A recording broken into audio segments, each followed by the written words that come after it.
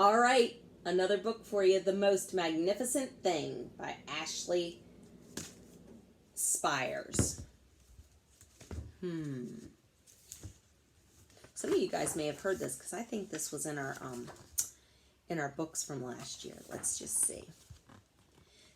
This is a regular girl and her best friend in the whole wide world. They do all kinds of things together. They race, they eat, they explore, they relax. She makes things, he makes things.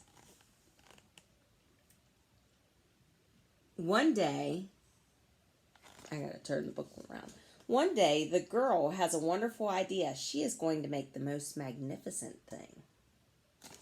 So she had an idea. She was using her thinking cap. She knows just how it will look. She knows just how it will work. And all she has to do is make it. And she makes things all the time. Easy peasy. So she's got it drawn. So you have to have a plan, and now she'll look at it and she'll figure out how to make it because she makes things all the time. First, she hires an assistant. In case you guys didn't know, an assistant is someone who helps you. If you can't afford one, you can probably ask your dog. Next, they gather their supplies. I wouldn't ask a cat, though. My cat doesn't work well for me. I don't know about your all's cats, but my cat just looks at me when I say stuff to him. Like, will you get me a glass of milk? He just stares at me. Like, no, go get me some milk. Not cool. Next, they gather their supplies. They set up somewhere out of the way and get to work.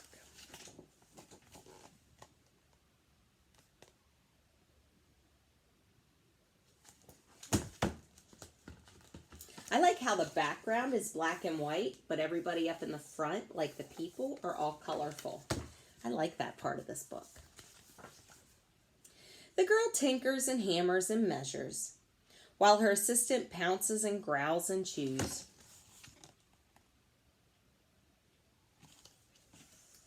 When she is finished, she steps back to admire her work. She walks around one side. Her assistant examines the other. It doesn't look right. Her assistant picks it up and gives it a shake. It doesn't feel right either. They are shocked to discover the thing isn't magnificent or good.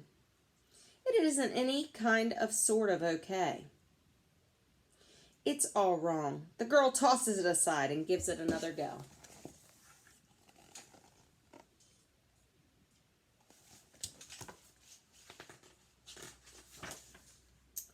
She smooths and wrenches and fiddles.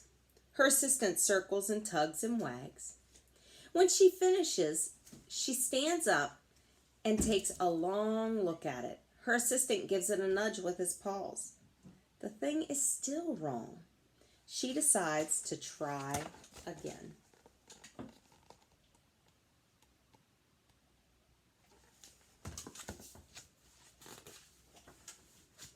The girl saws and glues and adjusts. She stands and examines and stares.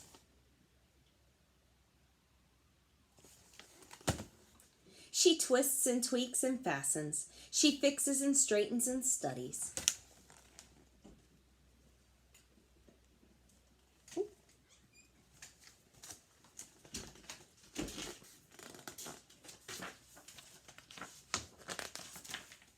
She tries all different ways to make it better. She makes it a square. She makes it round. She gives it legs. She adds antennas. Wonder if it's right yet. She makes it fuzzy. She makes it long, short, rough, smooth, big, small.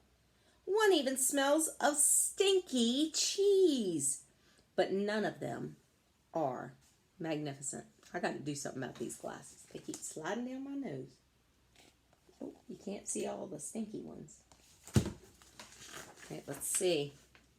Her hard work attracts a few admirers, but they don't understand. They can't see the magnificent thing that she has in her mind. She gets mad.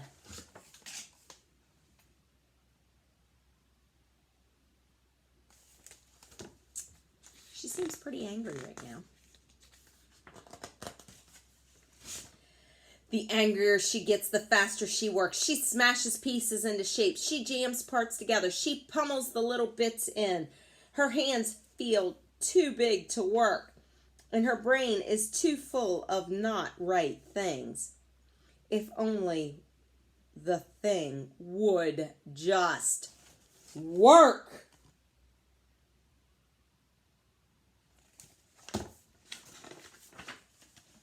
Crunch! The pain starts in her finger. It rushes up to her brain and explodes. It's not her finest moment. She should have probably hung out with the spaghetti girl.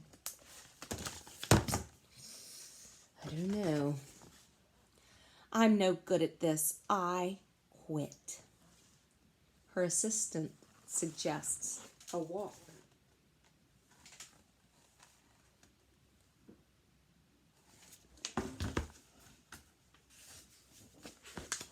I don't know about you guys, but sometimes when I get really angry, it's easy to get mad and really bash things up, or you stop and you walk away from what's making you angry and you come back to it. And sometimes it'll make it a little better. It's not much help at first, but before long, she starts to feel different. Bit by bit, the mad gets pushed out of her head.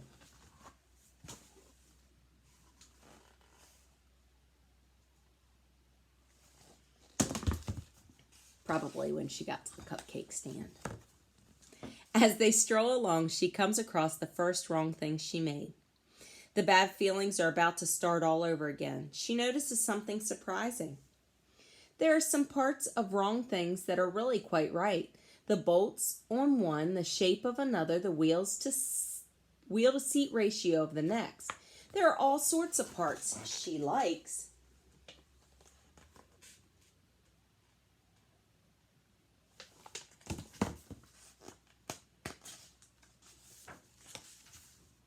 By the time she reaches the end of the trail, she finally knows what to make, or how to make the thing magnificent. She gets to work. She works carefully and slowly, tinkering, hammering, twisting, fiddling, gluing, painting. Her assistant makes sure there are no distractions. This is the perfect thing to ward off bears. This will stop that leak. This one is all wet.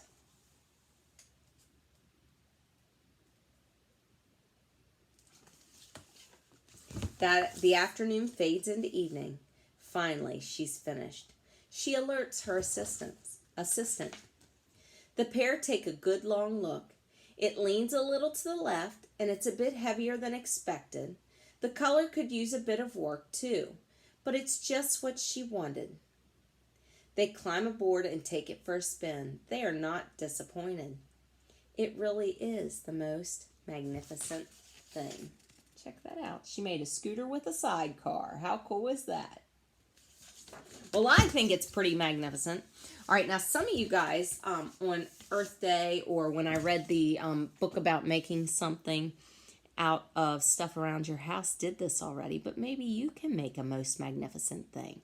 I would love to see pictures of it. So if you decide to do that, go ahead and take a picture and just send it to me. It will make my heart so happy to know that you guys are listening and you're enjoying these books and they're making you think of new things. Peace. I love you. Bye.